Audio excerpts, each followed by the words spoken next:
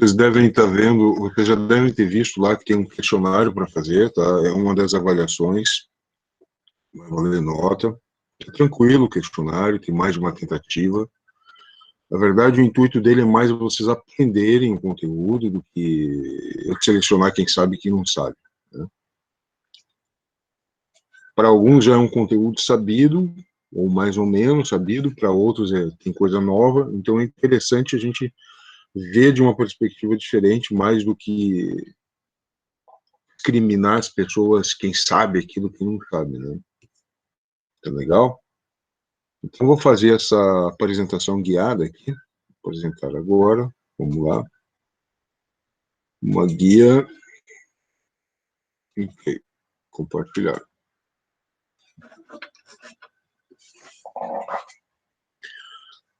Pessoal, pelas minhas anotações, foi exatamente aí que a gente parou na semana passada, né? Interferências do clima. Pessoal, sempre que a gente fala em interferência do clima, é bom deixar claro, tá? E, em primeiro lugar, esse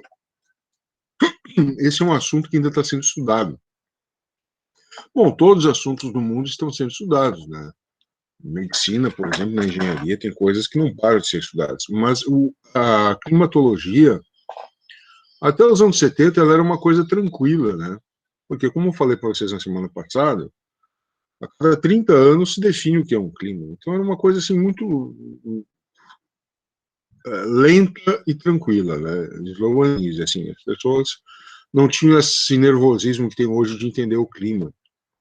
O que acontece? A partir de medições que foram feitas nos anos 70, de uma evolução muito rápida nas médias térmicas globais, a temperatura global anual, se passou a questionar muito a mudança do clima, né? E aí surgiu um debate ferrenho entre as pessoas, né? Não, isso é natural? Não, não é natural. É meio forçado pela humanidade e tal. E esse assunto não poderia deixar de ser, né, porque envolve muitos interesses, ele acabou se fundindo com a política. A gente não vai falar disso aqui agora, embora seja um assunto que nós, a geografia, também tratamos, mas hoje é uma aula mais de clima mesmo, né? A parte política e social disso fica para uma aula específica, tá? Então, surgem acusações de ambos os lados. Ah, o cara que está defendendo a mudança climática, ele é a fim de tributar as empresas, cobrar mais impostos. O cara que está dizendo que não tem nada a ver é o cara que está afim, ele é pago pelas empresas petrolíferas para dizer que não tem problema nenhum. Mas, além desse burburinho todo, dessa bagunça, dessa discussão político-ideológica, existe a questão climatológica, física, natural. E é nesta que, em primeiro lugar, a gente tem que observar. Mudando ou não está mudando? Bom, então, quando esse assunto começou a ser debatido, muitas pessoas confundiam efeito estufa, passou a ser um conceito tratado com o aquecimento global. E, antes de mais nada, a gente tem que dizer que o efeito estufa, né,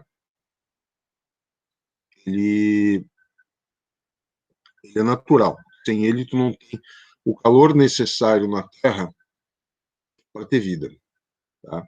Então, por exemplo, a atmosfera, a camada de gases que envolve a Terra, ela retém radiação solar. E ela permite que nós tenhamos uma temperatura média global aí em torno dos 17 graus. Se não fosse isso, nós teríamos uma temperatura global de cerca de 20 graus negativos na média, que seria inviável para a vida como a gente conhece, tá legal? Antes de continuar esse assunto, está dizendo aqui uma mensagem, de vez em quando o Meet tem isso. Não é possível compartilhar sua tela, ocorreu um erro. Então eu vou tentar novamente, tá? Fazer a apresentação ali. Uma guia, vamos lá de novo. Se vocês, por acaso, não estiverem visualizando, né, que é aquela imagem lá do Moodle, vocês escrevam aí, tá? Eu vou tentar. Aqui está dizendo agora que eu estou apresentando a tela. Alguns alunos falaram que não estão conseguindo entrar na aula. Camila.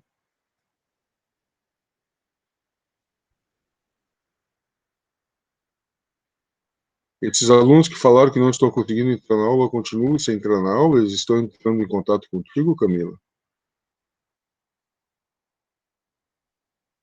Vamos ver aqui. Agora nós temos 12 pessoas. Sim, eles falaram no grupo da turma. Puxa,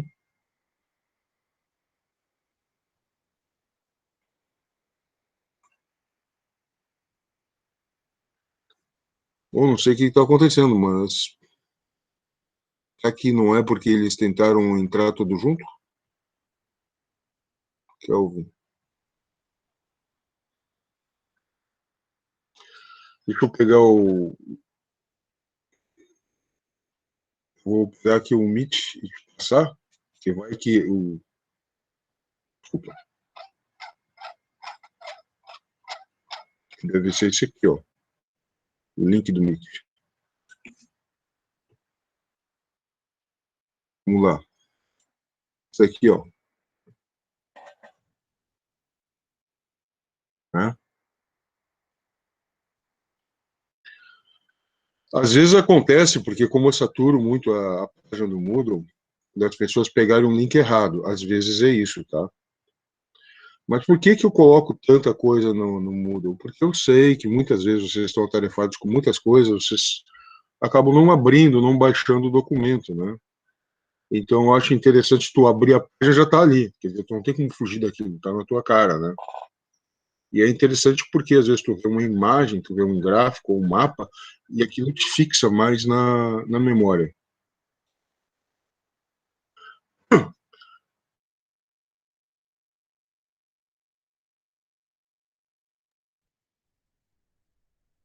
E vamos lá. Então vamos lá, vamos subir aqui onde a gente estava. Tá? Então, o efeito estufa é uma condição natural. Aquecimento global é outra coisa. Aquecimento global é quando essa temperatura média é aumentada. Esse aquecimento global, ele existe naturalmente. Veja, é natural. É natural o planeta ter ciclos de resfriamento, as chamadas idades ou eras do gelo, e ciclos de aquecimento, né? A teoria, veja bem, de que esteja acontecendo isso aqui, ó. Cadê? Acho que está aqui para cima.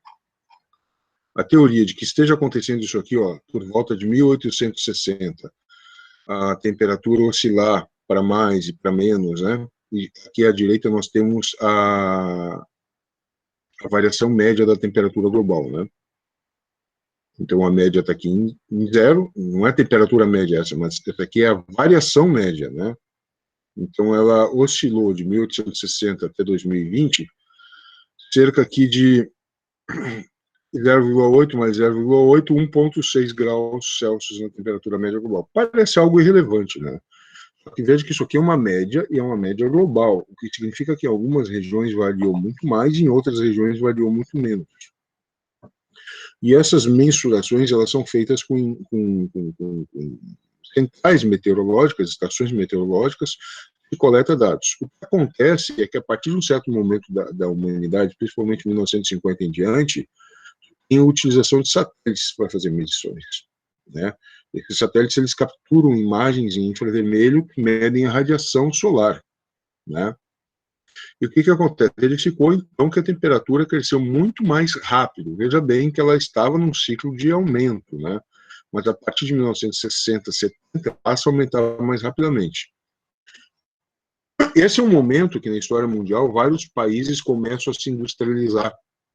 E a principal fonte energética utilizada no mundo são os combustíveis fósseis, ou seja, petróleo e gás natural. Carvão também, tá? Carvão mineral. Ah, mas por que que eles não usam hidrelétrica? Porque nem todo mundo tem um clima bastante úmido como o Brasil, nem todo mundo tem um relevo, um desníveis, que tem planaltos e planícies, áreas mais altas e mais baixas, que propiciam quedas d'água que fazem com que tenha força para produzir energia. Nem todo mundo tem sol o ano todo para ter energia solar. Nem todo mundo no mundo tem países costeiros com bastante vento trazidos pelas massas de ar do oceano. Nem todo mundo tem todas essas condições. Então, ou tu vai para o combustível fóssil, ou tu vai para energia nuclear. por conta das questões militares, geopolíticas, a energia nuclear não é disponibilizada para todo mundo, né? Porque com ela, claro que é um salto tecnológico, dá para fazer bomba atômica. Então, quem não quer que os outros tenham? Né? Vamos lá, permitir que mais gente entre. Bom, então nem todo mundo tem a tecnologia da energia nuclear, e ela é mais cara de ser implantada. Então, a tecnologia mais convencional continua a ser a dos combustíveis fósseis, né? E como os combustíveis fósseis, eles têm na sua composição química o elemento carbono, na hora que tu os queima para produzir energia, né, tu libera esse carbono na atmosfera, que é um dos principais gases que retém radiação solar. E, portanto, quanto mais carbono, gás carbônico na atmosfera, o elemento carbono dentro do gás, maior é a retenção de radiação solar. E daí, nesta teoria, se acredita que haja um aquecimento global. Independente daqui da gente achar que tem um elemento natural no aquecimento global, etc., a maior parte dos cientistas no mundo, de centros respeitados de pesquisa, como, por exemplo, aqui na fonte desse gráfico, né, o Centro Hadley do Reino Unido, a própria NASA, né, eles têm sessões dedicadas nos seus sites dedicadas só ao aquecimento global.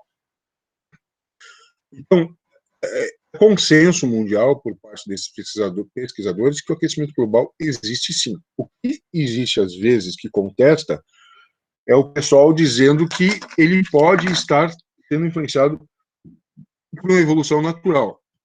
E nessa evolução natural, várias teorias. Uma delas é de que a órbita da Terra em torno do Sol pode se aproximar mais do Sol. A Terra continua girando em torno do Sol, mas se aproxima um pouquinho mais dele. Ou seja, a órbita ela é exata em torno do Sol, mas ela não é exata em relação à distância. São chamados ciclos de Milankovitch. Eles ocorrem de milhares e milhares de anos. E tem outras teorias também. Mas, enfim, para nós a gente vai retratar aquilo que está sendo divulgado, né? Não divulgado em site conspiracionista, tem um monte aí, cada vez mais, ou revistas de política e tal. Claro, uma notícia importante a gente pega ali, mas a gente vai se basear no que dizem esses sites de pesquisadores, né? São eles que estão na ponta da pesquisa dizendo o que está acontecendo. E enquanto se acredita na teoria do aquecimento global, antropogênico, com influência humana, mas também com ciclos naturais. Em que medida um é mais importante que o outro? Uf, essa é a pergunta do século. Ainda não se sabe. O pessoal que é aquecimentista vai dizer, professor, está errado. E eu estou falando de outros professores.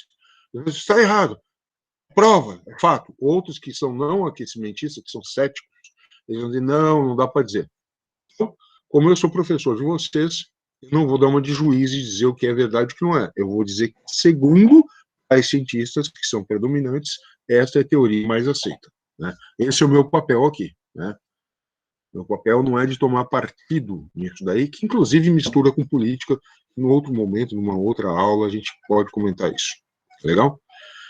Desmatamento. O desmatamento se relaciona também ao aquecimento global, porque as árvores, principalmente de florestas, no seu crescimento, elas absorvem o gás carbônico, né? Então, se tu tira bastante árvore, principalmente queima o pasto embaixo para criar uma vegetação embaixo, para plantar pasto jogando sementes de aviões, né? Acaba liberando mais fumaça na atmosfera e, portanto, incrementando o aquecimento global. Né? Além do que, as florestas, em grande medida, são retentoras de umidade. Se tu acaba tirando elas, o clima local e regional tende a ficar mais seco. Então, existe uma teoria de que as secas que o Brasil vem passando estão relacionadas ao desmatamento da Amazônia.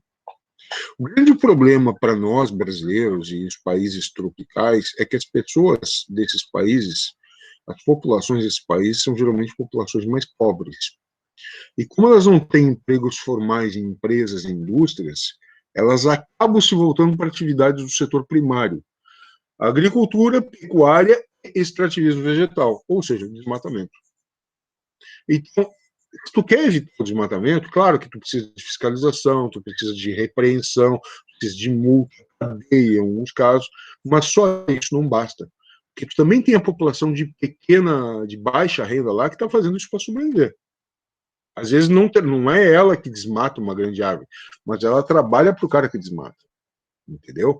Então, pensando nisso, o que eu sugiro? Que na verdade não sou eu, Anselmo, que sugiro, uma linha de pessoas, de pesquisadores disso, tem que ter atividades sustentáveis ali. Uma dessas atividades sustentáveis, sustentável é um termo que a gente usa para dizer aquilo que é ecologicamente equilibrado, é o plantio de árvores. Então, em vez do desmatador pagar para desmatar, o governo, através dos seus impostos, pagaria para os caras plantarem. E o protocolo de Kyoto, que é um documento feito na cidade de Kyoto, no Japão, para discutir o aquecimento global, através de uma agência da ONU, da Organização das Nações Unidas, ele criou um mecanismo de desenvolvimento sustentável, chamado MDL, Mecanismo de Desenvolvimento Limpo, em que os países que têm potencial de crescimento, portanto, vão poluir um pouco mais, paguem para os países mais pobres, cujas economias estão estagnadas, para eles utilizarem esse dinheiro nessas atividades. E utilizando esse dinheiro, esse capital nessas atividades, eles geram crescimento econômico, emprego para suas populações, e eles, com isso, também equilibram o clima do planeta. Tá legal? Beleza? Opa. Coloquei aqui o link de novo, tá? Mas não era isso que eu queria colocar. Desculpa aí. Eu queria colocar esse recado aqui, ó. Tá aqui para vocês.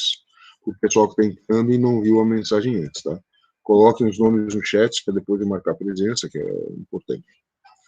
Ilha de calor, o que é isso? Eu falei no início da aula, existe a mudança climática global, existe a mudança climática local. E muitas vezes essa a gente está acostumado e acha normal. A ilha de calor, na verdade, é um aquecimento in loco nas grandes cidades. Porque a fumaça, junto com a neblina, principalmente nos países frios, né, smoke mais fog, né, que é a neblina, gera uma nuvem tóxica, que nós chamamos de smog. No início da industrialização, que ela ocorria não em distritos industriais, mas nas grandes cidades, como Londres, né, tu tinha ali fumaça tóxica que fazia com que algumas pessoas morressem durante a noite. Pessoas que tinham problemas respiratórios, asma, etc., inalavam aquela fumaça e vinham a padecer, não no mesmo dia, mas depois de sucessivas noites, né, com problemas respiratórios. E uma das coisas assim, que ajudaria a economizar dinheiro, recursos públicos, principalmente com a saúde, seria nós termos cidades mais sustentáveis. Aí isso aí é uma outra aula, que é uma aula de urbanização que eu dou, né, bem interessante, sobre alternativas de desenvolvimento mais limpo para as cidades. E como mais de 50% da população mundial já está habitando em cidades, então é importante atacar o efeito local do aquecimento, que são as ilhas de calor, né? Por que ilhas de calor? São ilhas dentro da cidade. Se tu observar uma imagem de satélite de uma cidade, sua temperatura, tu vai ver que nas áreas centrais, onde existe mais tráfego, existe mais poluição, existe maior edificação, mais edifícios, os edifícios funcionam como espelhos para os raios solares, onde os raios vão batendo e refletindo. Tu tem um aumento da temperatura local. Na medida que tu vai para a periferia da cidade e tu tem menos edifícios, mais área verde, essa temperatura começa a cair. Às vezes com diferença de 5 graus. Né? Bom, para finalizar, nós temos 2 vídeos aqui. Aqui o primeiro vídeo é da FAPESP, né, que é uma agência de pesquisa do Estado de São Paulo, é bem acadêmico, esse aqui é legal. O segundo é de um professor. Eu vi vários vídeos aqui, esse aqui eu achei mais denso, mais cheio de informações. Ele serve como um aprofundamento do primeiro, tá?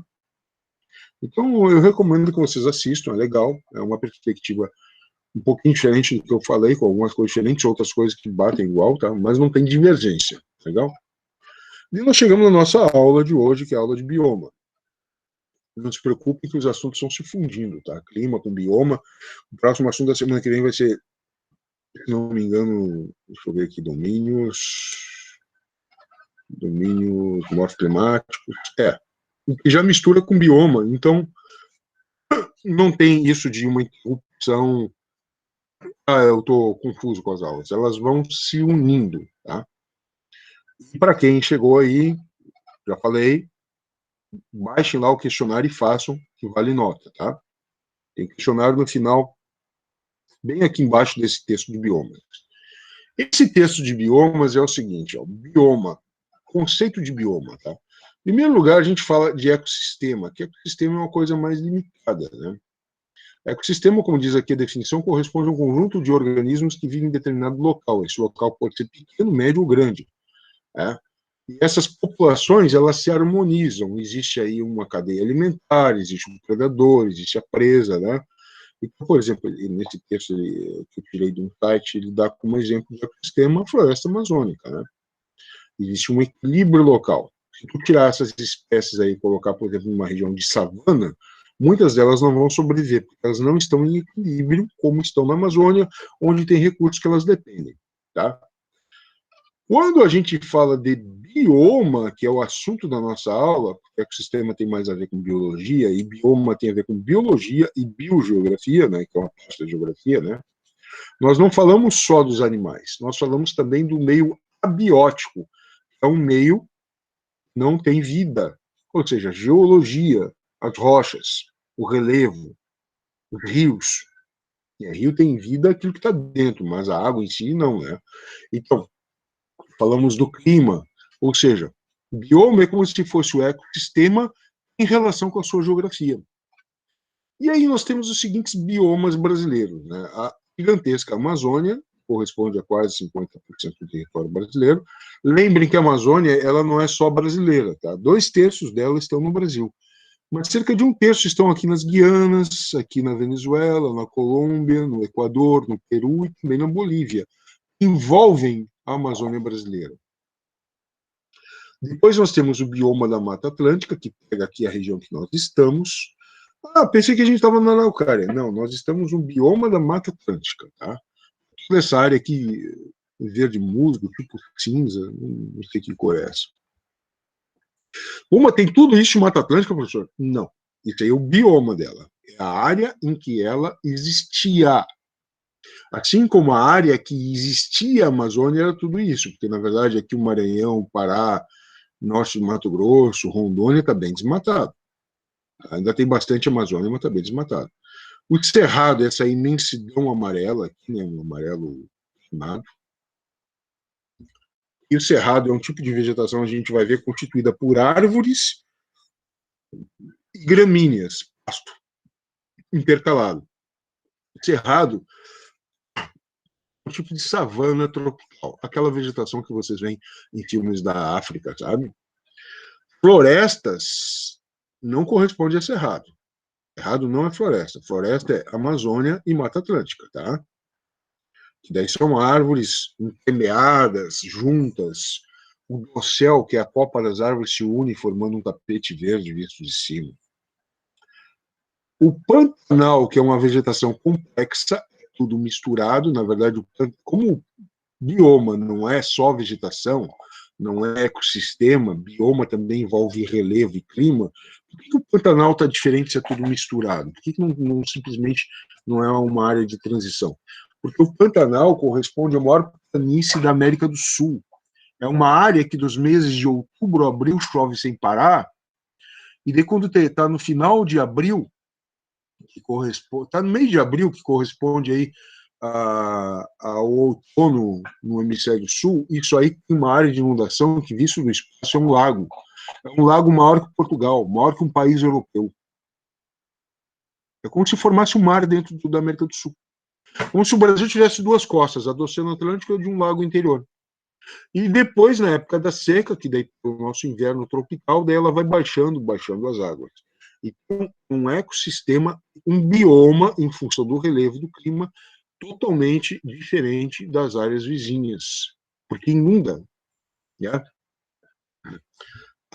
Ao mesmo tempo que a gente tem isso aqui, em Amazônia, que é super úmida, a gente tem essa área de transição, que é o cerrado, e chegamos no rosa, que é a caatinga, uma vegetação xerófila ou xerófita, uma vegetação adaptada ao clima mais seco.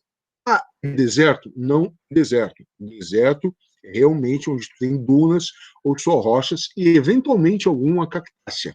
Não, aí tem árvores, tem arbustos, mas adaptados à seca. Ou seja, elas têm raízes bem profundas para captar o lençol freático, o lençol d'água subterrâneo. Tá? E elas retêm muita água, e elas têm folhas pequenas. Por que as folhas da vegetação da caatinga são diferentes da vegetação amazônica ou da Mata Atlântica? Porque nesses lugares quentes e úmidos que chove bastante, como Mata Atlântica, Amazônia, tu também tem muito calor e transpiração. E essa transpiração, ela leva a evaporação e formação de nuvens. Se diz, na Amazônia, 50% das chuvas são provocadas pela evaporação da umidade da própria floresta. Por isso que é razoável pensar que se tu vai desmatando, tu vai tendo umidade. E como a gente viu naquela aula passada, uma grande massa de ar que atinge o centro do Brasil é a MEC, tá lembrado? Massa Equatorial Continental. Vem da Amazônia. Ora, a Amazônia está sendo desmatada e tu tem menos umidade sendo transportada daqui para cá, é óbvio que tu vai ter seca no interior do Brasil. É óbvio que tu vai ter seca no Pantanal. É óbvio que tu vai ter no período mais quente, mais queimadas. É uma coisa lógica que qualquer um consegue entender, né? Menos certos. Deixa para lá, né? Deixa para lá. Pampa é o que nós temos aqui no Rio Grande do Sul, mas não na nossa região serrana. Né? Ele corresponde a uma planície, uma área mais baixa, ao sul do Brasil, na metade sul do Rio Grande do Sul, também conhecida como região de campanha. Né? Pampa são gramíneas. Lá no hemisfério norte vão ser chamadas de pradarias. Começa aqui no Brasil, mas pega todo o Uruguai e boa parte da Argentina. Né? Pradarias, parece padaria, mas não, pradaria, vem de prado, prado é campo. Então, pradarias é sinônimo de campos, muitos campos. E as áreas desmatadas estão aqui marcadas por essa linha mais grossa, em vários trechos, no meio da Amazônia, na sua borda, principalmente Rondônia, em áreas de povoamento. Né? Eu não sou daqueles ambientalistas iludidos que acham que não dá para desmatar nada. Eu acho que o desmatamento ele é tão natural quanto é a humanidade. O problema é uma coisa que a gente esquece, que se chama número, quantidade. Eu vou dar um exemplo. Quando o colonizador português, conquistador, se quiser chamar, chegou aqui na costa do Brasil, na América do Sul, porque não existia o Brasil, um país chamado Brasil, ele encontrou uma técnica indígena de plantio que não era como na Europa, que era queimada. Por quê? Diferente da latitude média do clima temperado europeu, que, por exemplo, tu tem pouca atividade orgânica, biológica no solo, tu consegue plantar e a vegetação consegue crescer, muita vida. Muita vida quer dizer muita praga, tá? São animais competindo. Praga nada mais é do que animal competindo e se expandindo em demasia. Então, o que acontece? Aí o indígena ele queimava a vegetação, aquela camada de cinzas formava um solo fértil, ele plantava ali e dava certo. Mas aquilo com as chuvas torrenciais acaba sendo lavado. Aquela camada de solo fértil é lixiviada, ela é lavada, levada embora. E o solo fica pobre. O que o indígena fazia? Ele ia para outra área continuar o mesmo processo. E por que dava certo? Porque tinha pouca gente. A população era pequena e, portanto, o processo de impacto, que levava ao impacto ambiental, era pequeno. E quando ele voltava para aquela área original, anos depois, ela tinha voltado a se reconstituir. O problema é que com uma população de 214 milhões de habitantes, quinta maior população do globo terrestre, uma agricultura que abastece a população, o mercado consumidor brasileiro, e ainda exporta, não dá para ficar fazendo isso mais. É simples isso. O que as pessoas esquecem é quantidade, é número. Então, o ambientalista radical, ele acha que não dá para mexer em nada. O progressista ou desenvolvimentista radical, ele acha que é besteira, que tem que detonar com tudo. Não, o ser humano não pode ficar em segundo lugar. A visão que eu defendo é uma visão ponderada. O que é uma visão ponderada? É uma visão que inclui o manejo ambiental. Tem áreas que pode, áreas que não pode. Em cada ecossistema, tu vai ter um percentual que tu pode afetar, outro percentual maior tu tem que deixar repouso, que é para manter as condições originais, para não alterar tanto o clima. Porque, pensando de um ponto de vista totalmente egoísta, mesmo que eu tenha uma área e não me importe com o meio ambiente, queira produzir, desmatar tudo, minha própria fertilidade vai embora. E se todo mundo fizer como eu, o clima local, regional, vai se alterar tanto, eu não vou ter mais a chuva que eu preciso. Então, é preciso, mesmo para o cara que é produtor, uma visão de equilíbrio. Só que individualmente a gente não consegue muita coisa. Né? Aí que entra o papel de uma coisa chamada governo. Né? Mas isso aí, eu dou umas lançadas assim, uns assuntos sociais, fica para aula diferente. Né? Aqui nós temos a caracterização dos biomas, para vocês darem uma lida, né, as principais características, fala de animais também, embora não seja da nossa aula de geografia, mas eu gosto de fazer esse link com a biologia, acho legal, né? De repente vocês leem aí também e aproveitam para suas aulas de biologia, tá? E, é claro, nós temos os problemas que esses biomas são afetados. Né? A Amazônia, com desmatamento, mas também o avanço da agropecuária, principalmente da pecuária, pessoal. Pecuária. Então, uma coisa assim que a gente às vezes confunde é riqueza com posse. A gente costuma pensar que quem tem muita terra é mais rico. Às vezes é, às vezes não é. O maior detentor de terras do Brasil, uma vez eu li numa revista de divulgação aqui brasileira, ele mora na Amazônia e ele não é o homem mais rico do Brasil. Só que lá a terra é muito mais barata. Então é mais fácil adquirir terra. Além disso, tem a lei do uso capião, que depois de 5 anos, tomando posse daquela terra e produzindo nela, tu consegue o título de propriedade. Como é que eu vou produzir numa terra se eu tenho poucos recursos? Não tenho dinheiro para comprar semente, para alugar avião para lançar semente do ar, eu não tenho dinheiro para comprar vários produtos químicos, agrotóxicos, fertilizantes. O que eu faço para produzir e garantir aquela propriedade como minha? Eu tiro as árvores e com o dinheiro das árvores eu pago a motosserra e o serralheiro. Eu já ganho um dinheiro em cima, eu ateio fogo, que é uma coisa barata, e eu coloco o que em cima para mostrar que eu estou produzindo? Gado. Por isso que o Brasil já chegou a ter mais cabeças de gado que população humana. Agora está meio pau, mas já teve mais, viu? E às vezes não é que eu estou produzindo carne ali. É simplesmente que eu estou garantindo a minha propriedade. Porque depois, com o tempo, o que eu vou fazer? Eu vou loteá-la. Eu vou contratar um cara que é fazendeiro profissional e dizer, tem toda essa terra aí para te plantar soja. E soja é um troço que dá dinheiro. Daí, entendeu como é que vai o processo?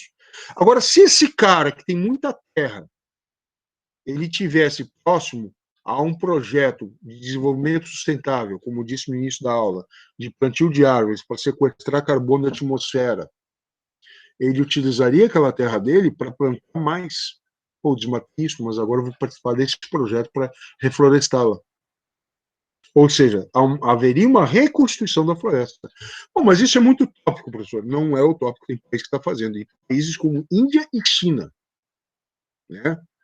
Não são países podres de rico, não. A China é a segunda maior economia do mundo. É, mas em relação à sua população, não. Porque se tu dividir o número de habitantes, a renda per capita deles não é das mais altas. Eles têm muita gente. Então, esse rico, entre aspas, é rico em termos totais, mas não em termos proporcionais. Bom, o Cerrado é a mesma coisa, a expansão da agropecuária.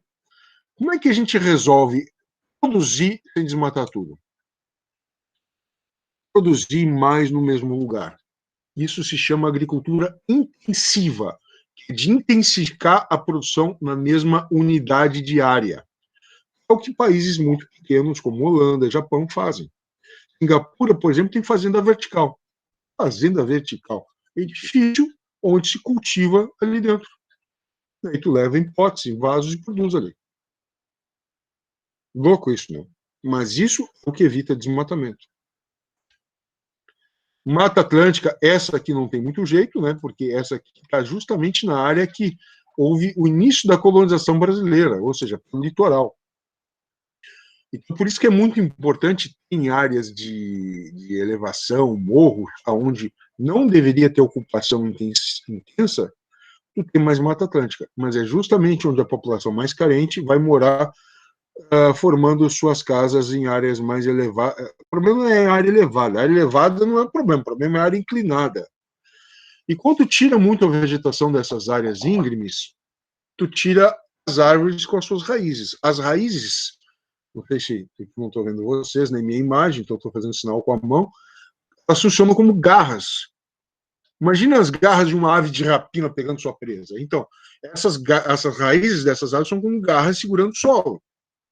Tu tira toda a vegetação ali, óbvio que cada chuvarada, vários anos chovendo, o solo vai ficar fragilizado e chega uma hora desliza e mata a gente. Como aconteceu alguns anos atrás, não me lembro se foi 2008, agora não me lembro mais que ano que foi, que morreu mais de 1.500 pessoas em deslizamentos de terra nas serras fluminenses, lá no Rio de Janeiro. E todo ano tem algumas dezenas que falecem em função de deslizamentos, né? Poderia até se ocupar as encostas de morro se tu tivesse mais espaçamento entre as casas, intercalada com vegetação, porque daí tu teria justamente esse efeito de contenção do solo e ficaria um aspecto mais agradável, né? E também, não só mais agradável visualmente, mas também mais saudável por causa da umidade que a vegetação retém. Lembra da aula passada que eu falei que a umidade torna o clima mais estável? Não tem tanta variação de temperatura? Isso é importante também. Esses verões cada vez mais quentes, esses invernos cada vez mais frios, eles têm a ver com a diminuição da umidade na atmosfera, que é consequência, entre outras coisas, do desmatamento. A Caatinga, que é a região ali do sertão semiárido, ela sofre com a desertificação. O senhor falou que não era deserto. Não é deserto natural, mas está sofrendo com processo de desertificação. Por quê? Porque uma vez que tu planta lá no semiárido com irrigação, tu precisa canalizar a água de alguns lugares para outros.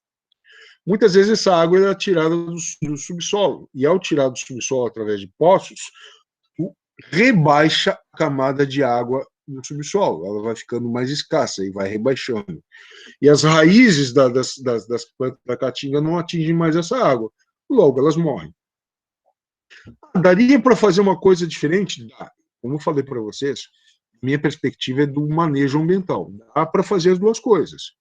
Mas daí tu tem que ceder de um lado e ceder de outro. Tem que ter áreas para plantio e áreas que tu vai manter a caatinga intocada para não explorar, não extrair água daqueles lugares.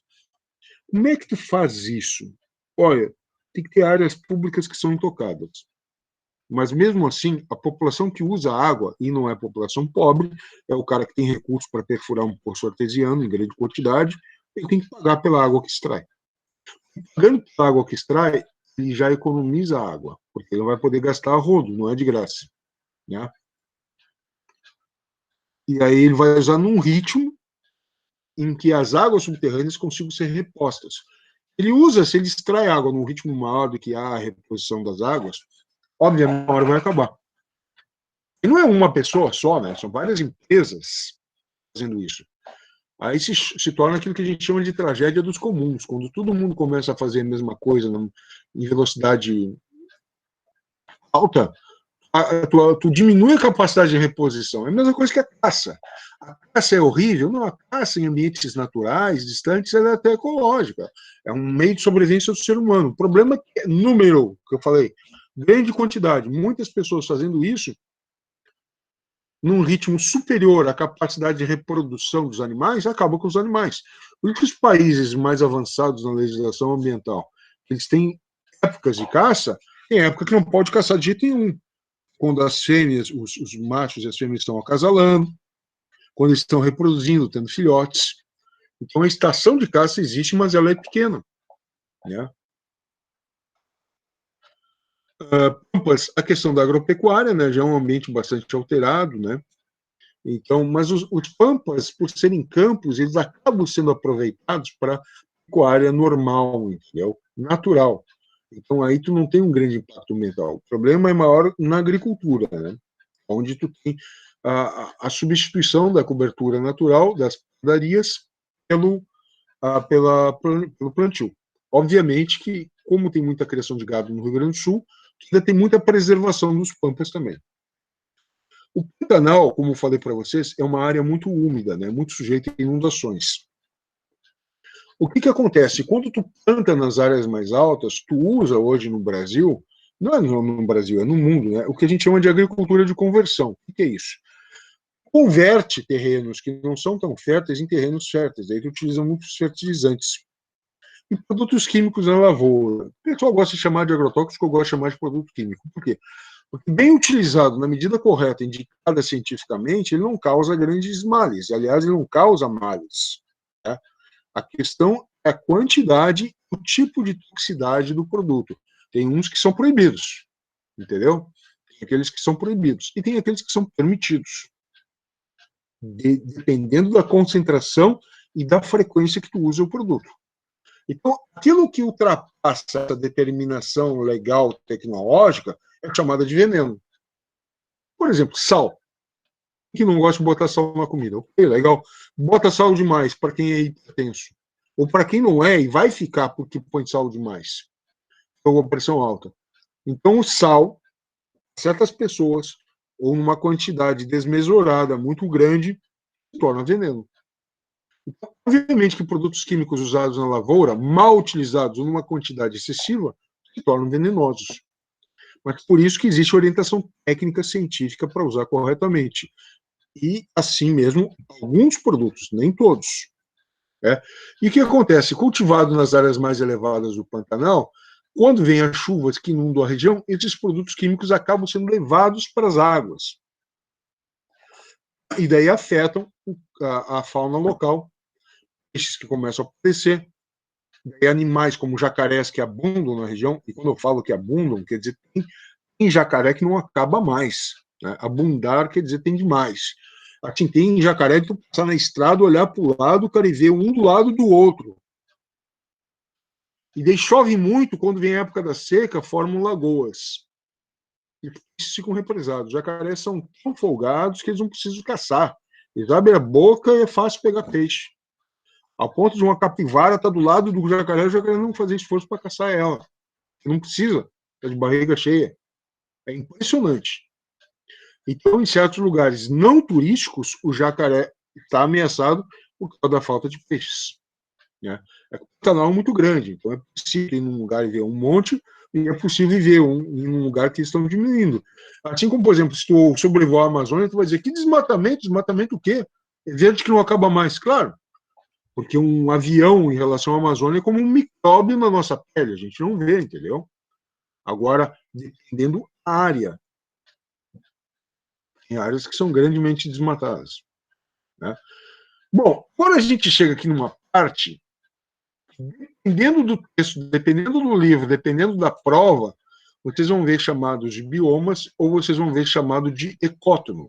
Ecótono é o que a gente chama de uma área de transição, onde as formações vegetais estão misturadas. Ah, não é como o Pantanal, mas o Pantanal é um bioma característico porque ele tem clima, solos e relevo bem específicos. Áreas onde vegetação, clima, relevo e solo estão tudo misturados, a gente chama de um ecótono ou uma vegetação de transição, porque está misturando coisas. Tá? Mata de cocais, que é uma mata de palmeiras, coqueiros, que tem entre o sertão nordestino, que é a Caatinga, e a Amazônia, ou seja, numa área onde está tudo misturado mesmo. O seco com o super úmido. Mata de Araucária, a famosa mata de Araucária, que tem aqui no Planalto Gaúcho, Planalto Catarinense e Planalto Paranense, que todos os três juntos são chamados de Planalto Meridional. Meridional quer dizer sul. Mas ela não é um bioma característico, não. Ela está misturada dentro da Mata Atlântica. A Mata Atlântica é o bioma.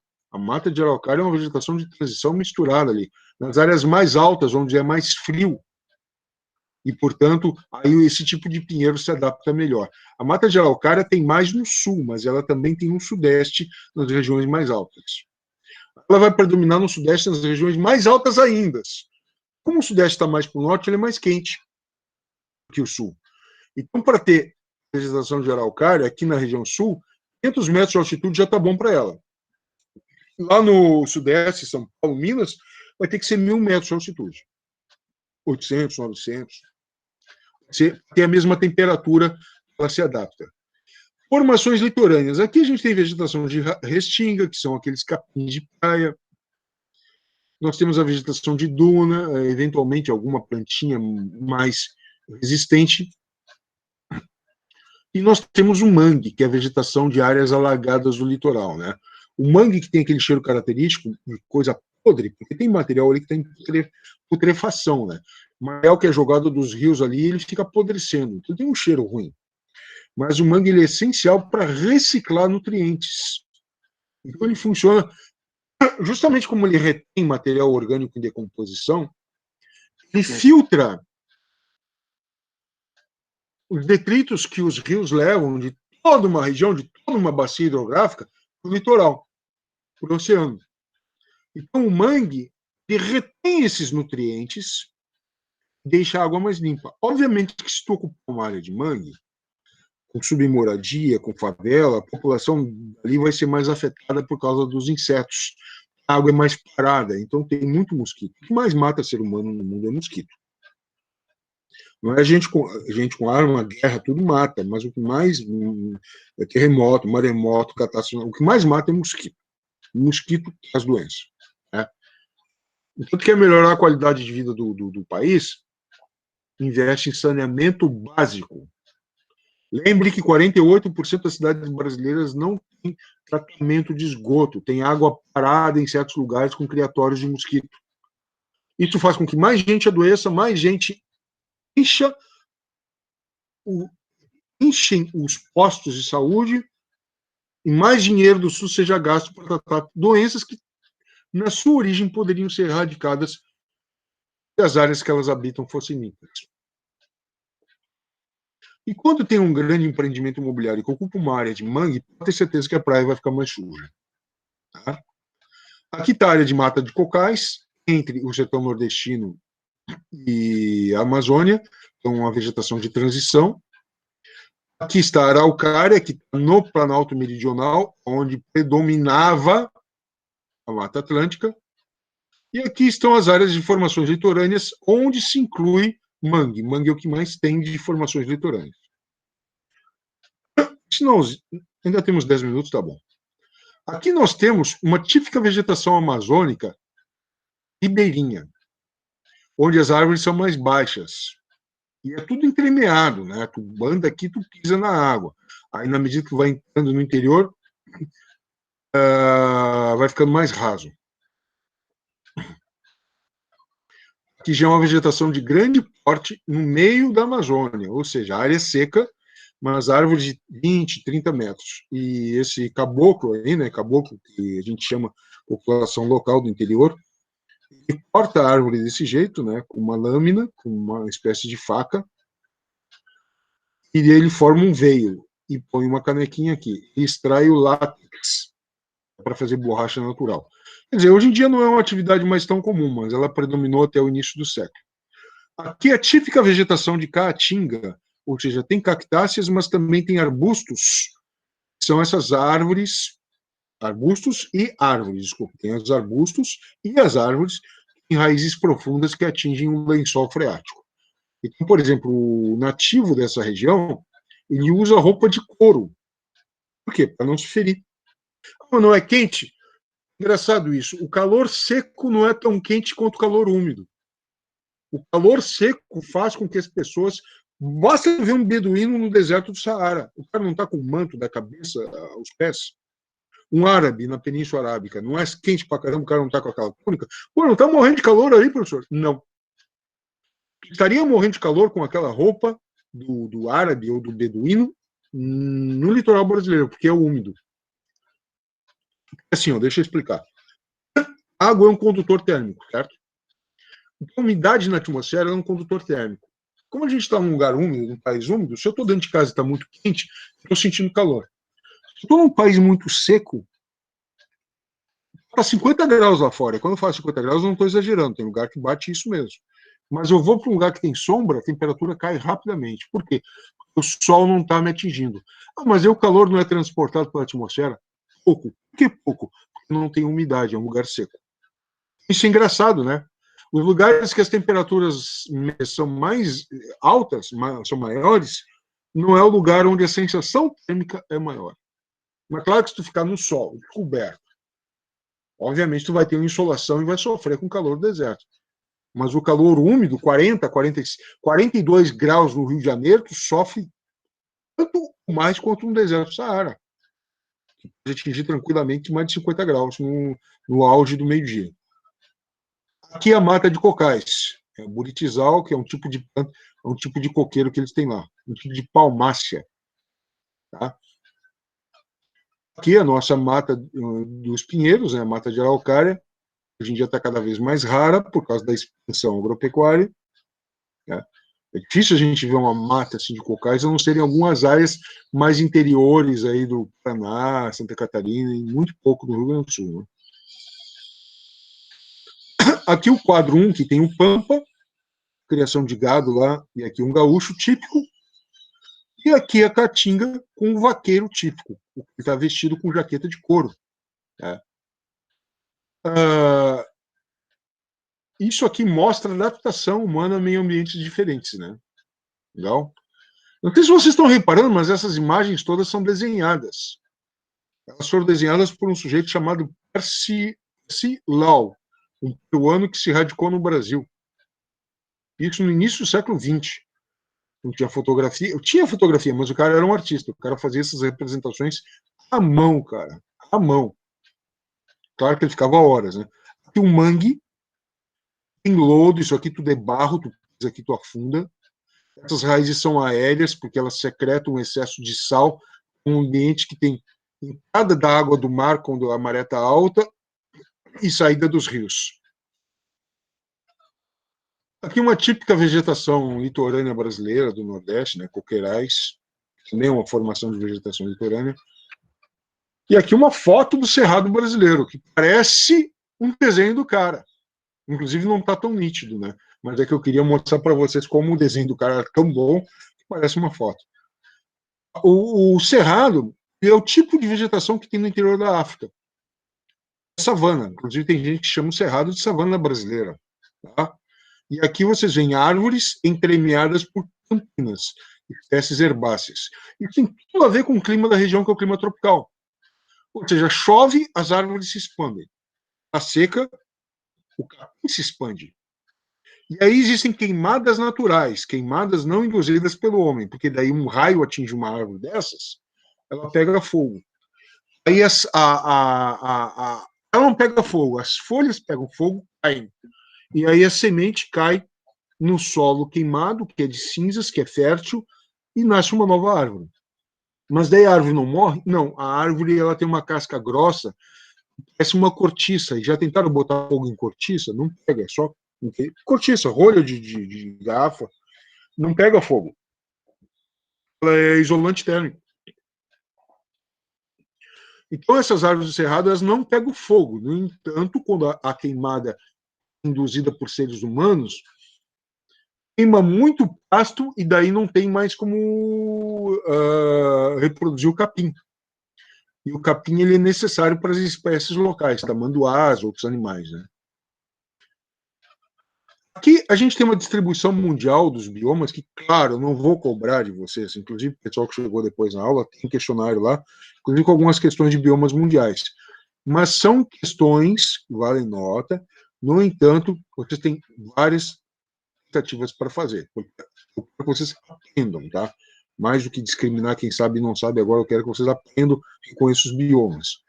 Aqui a gente vê a forma predominante o marrom, que é o deserto, principalmente em áreas muito interiores, continentalizadas, ou em áreas aqui como a costa ocidental da Austrália, atingida por uma corrente marítima fria, aqui também na costa sul do oeste africana.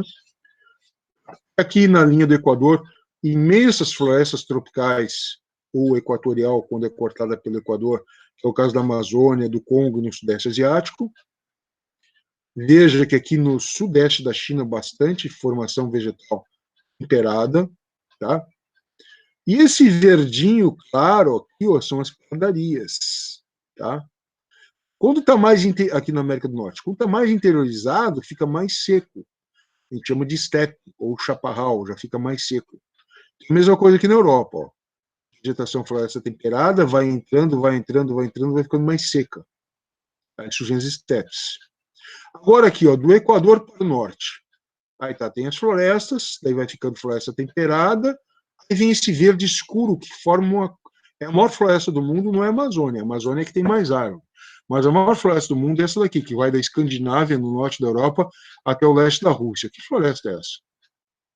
Floresta de coníferas. São aquelas árvores em formato cônico. Cone. Pinheirinho de Natal. Tem várias espécies de pinheiros. É chamada taigá russa. E também tem bastante no Canadá. Como aqui a habitação é escassa por causa do frio inclemente, né? O que acontece? Daí tu tem mais preservação dessa floresta. E a indústria madeireira é muito forte aqui. Mas em países mais habitados, como a Escandinávia, eles reflorestam. Por que não tem essa taigá, essa floresta de coníferas aqui no hemisfério sul? Tem um pouquinho no sul do Chile, na Nova Zelândia, muito pouquinho. Por quê? Porque a latitude aqui ela é marítima. A latitude aqui, a distância do Equador, aqui no hemisfério sul, equivalente à latitude aqui no hemisfério norte, aqui tem terra, portanto tem área para a floresta se expandir. Aqui não, tem água. Depois tem um pouquinho no sul do Chile, um pouquinho no sul da Nova Zelândia. E ao norte da taigá, que é essa coisa cinzinha aqui? Aqui é tundra. Tundra. Que é, sabe musgo e líquen? Musgo, aquela coisinha verdinha que dá nas pedras?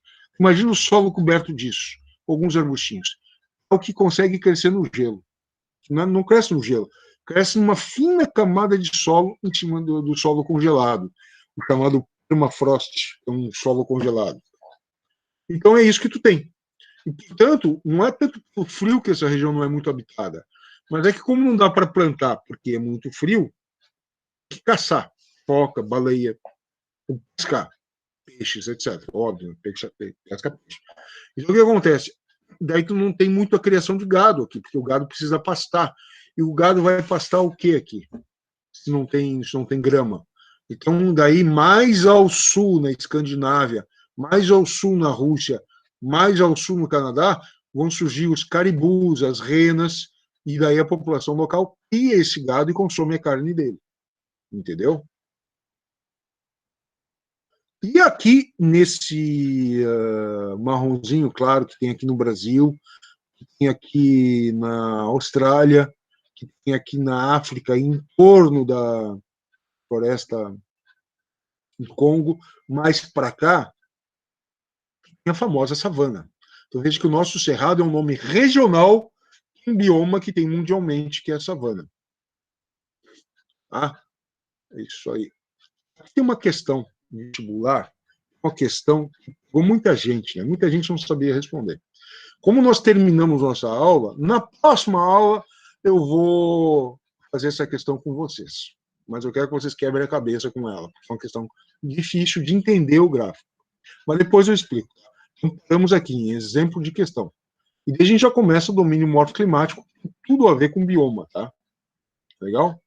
Pessoal, vou colocar mais uma vez aqui o recado final, né? E é isso aí. Tivemos aqui 15 alunos, 15, 17, é isso aí, para a apresentação. É isso aí, pessoal. Um prazer estar aqui com vocês. Sabe, um dia a gente se encontra com aula presencial. Legal, né? E é isso aí. Vou terminar agora porque eu sei que vocês têm aula. Ah, sim. O nosso estudo orientado, caso alguém queira tirar dúvida, é tá aqui amanhã às 16h30, tá legal? Um abraço para todos aí, tudo de bom. Eu vou só tirar o meu áudio e minha imagem, tá? Mas vou ficar um pouquinho por aqui ainda. Um abraço para todos.